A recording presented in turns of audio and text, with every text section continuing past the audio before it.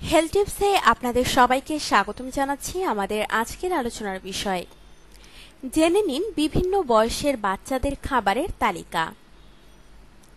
শিশু জন্মের পর থেকে শুরু করে তার প্রধান খাদ্যের পাশাপাশি কিছু খাবার দিতে হয়।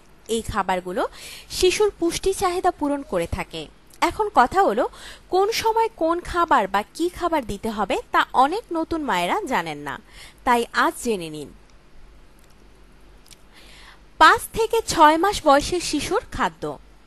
৫ থেকে ৬ মাস বয়স হলেই বুকের দুধের পাশাপাশি শিশুকে পরিপূরক খাবার খাওয়ানো শুরু করা উচিত। এ সময় দুধের সঙ্গে কলা চটকিয়ে অথবা দুধ দিয়ে সুজি রান্না করে শিশুকে খাওয়ানো আরম্ভ করা যায়। চালের গুঁড়া, আটা ইত্যাদি সিদ্ধ করে দুধ দিয়ে পাতলা করে রান্না করে শিশুকে দেওয়া যেতে পারে।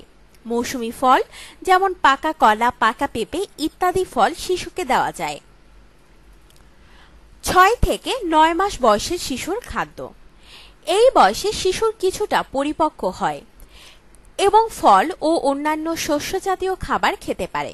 তাই সিদ্ধ আলু, মৌসুমী সবজি সিদ্ধ করে চটকিয়ে শিশুকে খাওয়ানো যায়, যেমন ফুলকপি, গাজর, মটরশুঁটি, বরবটি, সিম, পটল, পেঁপে ইত্যাদি। শিশুর খাবার সামান্য তেল দিয়ে রান্না করে শিশুকে খাওয়াতে হবে। ৯ থেকে ১২ মাস বয়সের শিশুর খাদ্য। এই বয়সে প্রায় বড়দের মতো খাবার শিশুকে খাওয়ানো যায়, তাই শিশুর খাবার আরো ঘন করতে হবে এবং পরিমাণে বাড়াতে হবে। নরম খিচুড়ি, সিদ্ধ ডিম, সিদ্ধ সবজি ও আলু, ডাল, ভাত, দুধ, রুটি, দই, ক্ষীর ইত্যাদি শিশুর জন্য খুবই উপকারী এবং পুষ্টিকর। এ সময় শিশুকে ৪ থেকে ৫ বার খাওয়ানো দরকার।